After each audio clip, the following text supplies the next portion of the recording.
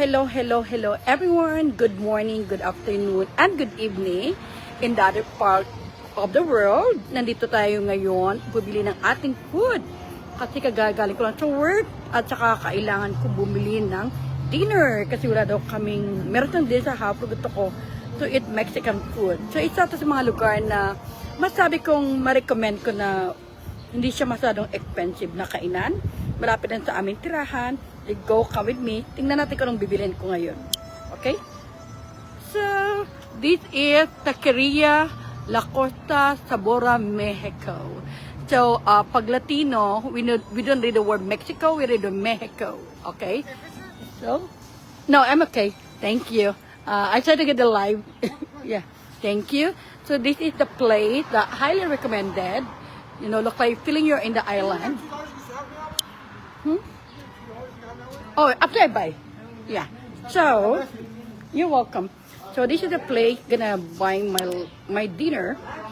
So, look at this is good. So, La Costa, it's meant to say it's a coast, it's an ocean. Bienvenidos, it's meant to say welcome or mabuhay. So, look at all the product here, bibilhin. So, they have tacos and tortas. Yung mga pagkain dito.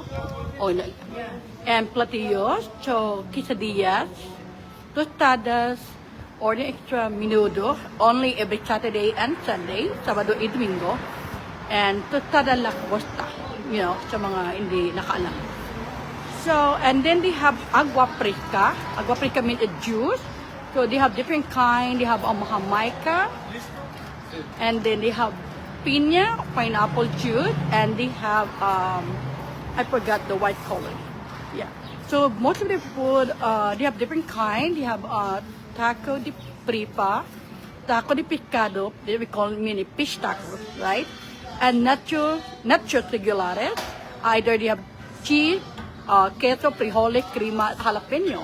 In English they have queso means cheese, frijoles means beans, cream of course, cream, jalapeno of course. Jalapeno, right? And they have a super nacho. So those are put right here. So we're gonna move here. They have cocktail campechano, tostada camaron y polpo, tacos de camaron. If it's tacos camaron mean a shrimp, and tostada camaron. So the nachos, those are their food. So hulaan nyo, ano kayong bibiling ko dito? So, I come from my work. Kailangan kong bumili. Hi, hello, Sparky Bet. So, feeling ko, kasi galing ako sa Ocean yesterday. So, from feeling mo, kahit nasa city ka ngayon, malapit din sa bahay namin. So, hello po. So, let's go and buy here. First thing, we get to order. Okay? Hola, ¿cómo estás? So, because bibilin ko Spanish, so I need to speak Spanish. Hola, ¿cómo estás, señorita? My order is dos tacos pescado. So, I want to order two tacos, fish tacos. Ibig sabihin, ang order ko today is a fish tacos. Kasi bihira po ako kumakain ng karne due to my kidneys. So, yes, I'm ready to order. Dos tacos pescados, the platillos. With arroz y frijoles and una mediana piña to go. Carne asada? No, I want the pescado. Don't have the plate. Oh, okay. So what you have? I can eat like 2 fish tacos and also rice. Okay, never mind. So yeah, you can do that like that. Okay, so they cannot do a plate, so they can go me dos pescados. Small piña, small piña? Oh, mediana. Piña. Mediana jugos piña. So I try to speak The 2 Spanish. fish tacos with everything? Sí, por favor. So here, 18.31. how much? 18.31. So I pay, this is also 41, it means $18.41. So this is how you pay here. Yeah, and that's it. So that is how you buy it here, and may resibo. So the good thing for us Filipino, because we speak some Spanish, so ito yung resibo ko, itong binili ko. Right? It's $18. and 31 cents. So habang naghihintay tayo ng pagkain natin here, and I know there's a homeless person dito na gusto humingi ng pera sa akin. Sandali lang, ha? Yan. Lagay muna natin yung phone natin dito. Right? Habang galing kasi ako to work. Kaya ito yung outfit of the day. So, oh, they have a number. So, I don't know. Oh, my number is 137. So, right now, may lumalapit sa akin na humingi ng pera. So, tawagin natin siya at bigyan natin siya ng pera. Okay?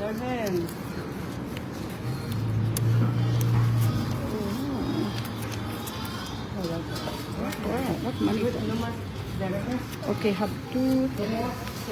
So, the guy asking me for $2. Okay, $2 daw. So, bigyan natin. Hola, senyor! Oh, sorry. Yes, everything to go. Okay? So, I take here. But this is $2 you asking me earlier. You say bye. Bye. Thank you. I appreciate it. God bless you. Okay, thank you. Okay. So, yun, humingi sa akin ng $2. Sabi ko, wait ka na lang kung magbayad ako. So, I give you $2. So, binigyan ko na siya. And then, she left. Yun pa ulit na siya. Yan. Kaya, kung may mga mahirap din sa ibang bansa, I mean, sa Pilipinas, marami din yan dito. Yung mga homeless, o minsan, alam mo, pag humingi mga pera yan, sasabihin talaga nila how much money they need. Ganon sila. They need $5, $2, o $3. Okay? So, medyo mainit pang mata ko. So, ngayon, the time is 7 o'clock, 7:10 in the evening, pero maliwanag pa dito sa amin. Diba? So, habang hinihintay ko yung order ko dito, gusto ko lang kamustahin kayo na today is Tuesday, dito Martes ng hapon, I mean, ng gabi na, but, yung weather maganda and everything is good. Okay? Gracias. So, ito na yung order natin. I'm getting a vlog, okay? So, this is pineapple juice. You want to say hi? Si Ola? Good. So, gracias, amigo. So, thank you. So, yun ang order ko. Inom muna tayo ng pineapple juice. Kasi, paborito ko talaga yung drink, pineapple juice or mango juice. You know? Yan. So yung, and this is my food for my dinner. Tingnan natin kung anong itsura. Wala.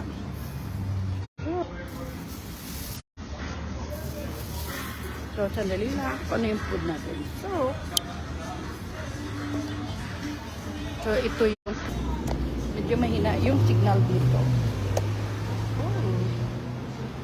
Kumalat. Kumalat yung food ko. And ito yung pagkain natin. So, guys. Kasi medyo mahina yung natin. So, this is my food. Yan, this is the fish tacos. So, fish siya. Yun ang binili ko. So, it's a good food. It's around my neighborhood. And of course, feeling ko parang nasa ocean pa rin ako kasi Isla La Costa, it means in the coast, it's the ocean. Bienvenidos means, of course, mabuhay, welcome. And of course, yeah, galing ako sa work, kaya natawa ako for today kasi yung isa kong co-worker, sabi nila, yung attire ko daw for today look like parang flight stewardess daw ako. Sabi ko, that good, you know, at least sa outfit ko nadala, diba? So, tingnan natin, may mga bata na bumibili. Good morning, Angela. Yun. Dito yun ang paborito nila talaga, yung tacos at saka yung mga tortas. Tortas means sandwich. Oo. Ito siyang tinatawag ditong tortas. Sandwich siya. And then burrito. Yan. And tostada de ceviche. Camaron. And then tostada mix siya with different with seafood and carne or beef. And the nachos. Alam ko marami sa Pilipinas. And then, so yan ang mga food dito. So, hello Angela. Thank you. I know, kasi naawa ko. Lumapit sa akin, sabi niya, I want $2. Sabi ko, you wait when I pay and I give you. So, it's time for me to go back to my car. And then, ready to go home. and have my food. So, again, guys, thank you so much and mabuhay. See you next time. At alam ko, i-bless tayo ni Lord sa lahat ng oras, sa lahat ng panahon na kung saan man tayong lugar, dahil kung mabuti tayong tao, God is always bless us. Right? So, it's time to go to my car. Kasi doon ko na ituloy yung pagkain ko. Okay. Ang dali lang.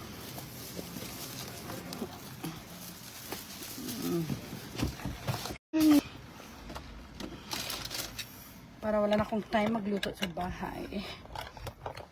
So,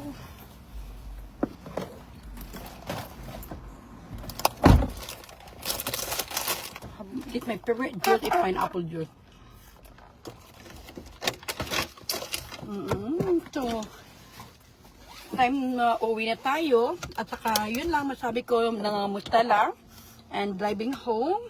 At least meron akong tacos. Fish tacos, pescado. Ang tawag dito. Actually, natuto ako magsalita ng Spanish sa lola ko noon. Dahil bata pa kaming lola namin palagi nagsisalita ng Spanish sa amin. Paminsan-minsan. You know? Guys, thank you so much. And it's time for you to enjoy your day. Kung saan man kayong sulok ng mundo, saan man kami ng bahagi ng bansa. Isa lang masasabi ko, na i-bless tayo ni Lord, lalo na pag mabait tayo at mabuti tayong tao, tik-tik, lig-lig at umaapaw ng mga blessing ibibigay sa akin. Hindi sa akin, sa ating lahat. At saka kung gumagawa ka ng kabutihan, sobra talagang ibibigay ni Lord sa iyo. And always stay positive in life, maging positibo tayo at gumawa ng kabutihan. Kasi ang mabuting tao kailanman hindi pinapabayaan ni Lord. At palaging isipin na huwag tayo mainggit kahit kanino man. Kasi ang buhay natin iba-iba. Iba yung journey natin. Kasi ang importante, we have the gift of life, yung regalo ng Panginoon sa atin, yung araw-araw nating buhay. At saka yung pamilya natin, yung trabaho natin, negosyo, or anumang ginagawa natin. Everything we need to offer to the Lord, we pray and surrender. Kasi si Lord, hindi ka niya pabayaan. At long malinis yung puso mo, at saka magandang ginagawa mo, wala kang inaapakan ng mga tao, maging mabuti kang tao. Kasi always remember in our life na tayo mga CEO, right? We are the chief executive ng ating buhay. Tayo nagko-control ng buhay natin sa tulong ng Panginoon. Whatever our decision in our life, ano mang gagawin natin, bring an impact to anyone, especially to ourselves. Kung anong ginagawa natin, darating ang panahon na yun din ang magandang bunga. Kung nagsumikap ka, nag-aral ka mabuti, maging successful ka sa life mo. You know, kasi ako, experience ko na yan for being here for more than 22 years of my life being in America, you know, na ang daming mga challenge sa beginning, pero kung nagsumikap ka, i-bless ka ni Lord, lalo pa kung nag-generous ka, you know, yung pera na pinaghirapan mo, marunong ka rin mag-share, at saka lalo marunong ka rin mag-ipon, invest mo sa sarili mo, sa buhay mo, kasi darating ang panahon na hindi lahat ng tao na titulungan mo, matutulungan ka rin. Ang importante, tulungan mo yung sarili mo. Kasi what I realize na pag nagkasakit ka or kailangan mo ng tulong, not everyone can help you. The most important person can help you is yourself. Kaya pahalagahan yung buhay, pahalagahan yung mga pinaghirapan mo, at saka i-enjoy mo yung buhay mo. You know, kaya ko I have a time, I always spending my time, especially pag holiday, with my family na nagbe-vacation kami kahit saan gusto namin. You know, kasi alam namin na may maganda na patutunguhan at saka dahil mo yung pinaghirapan mo yun para sa sarili mo, sa pamilya mo, at don't forget to save money for yourself and invest for your beautiful future. You know, kasi hindi sa lahat ng oras meron kang lalapitan, hindi sa lahat ng oras merong taong makatulong sa iyo. Ang pinaka-importante, matulungan mo yung sarili mo. Yun ang sinasabi nila, you need to planting the seed of your future. Magtanim ka para sa sarili mo, para sa future mo. Right? Again, guys, thank you so much. I love you all and enjoy life. And always remember, whatever your decision, whatever your action, maapektuhan yung araw-araw mong buhay. Ikaw yung gumagawa ng paraan para maging mabuti kang tao. Ikaw ang gumagawa ng paraan para sa iyong kinabukasan. Ikaw rin ang gumagawa ng paraan na paano mo appreciate the beauty of life, how to appreciate the people around you, especially your family. Family is the most important. kahit ano pa mangyari sa buhay mo, pamilya mo pa rin yung nandiyan nakaalalay sa'yo. And okay, di meron ka mga kaibigan, but not all your friends are good for you. Ang ganda ng buhay, kaya huwag sayangin. Life is beautiful, so don't waste it. Instead, appreciate mo yung buhay mo, appreciate mo mga tao sa paligid mo, i-appreciate mo lahat ng mga blessing na binigay ni Lord sa'yo. Kasi yung tao, lalo kang binibless ni Lord kung marunong ka sa buhay. And yun lang. At saka always remember to love yourself. Pahalagaan mo yung buhay mo, mahalin mo yung sarili mo, at saka i-enjoy mo, you know, kasi life is too short. You don't know what will be tomorrow. You need to enjoy life, and yun talagang pinaka mahalaga sa buhay, na positibo ka, masaya ka, at walang kang kinakatakutan, kasi alam mo na may magandang buhay na kalaan para sa iyo. Lalo na pag you always saying good things in life, you always positive sa buhay, na wala kang inaapak-apakan, maging patuloy ka, maging positibo, kaya lalo ka i-bless ni Lord, and remain faithful, you know, sa mga pangarap mo, at sa mga ginagawa mo para sa pamilya mo. Hello, JM, kamusta na? Malapit na tayo dito. Yes, of course, JM Compio, mega shout out to you. And hello.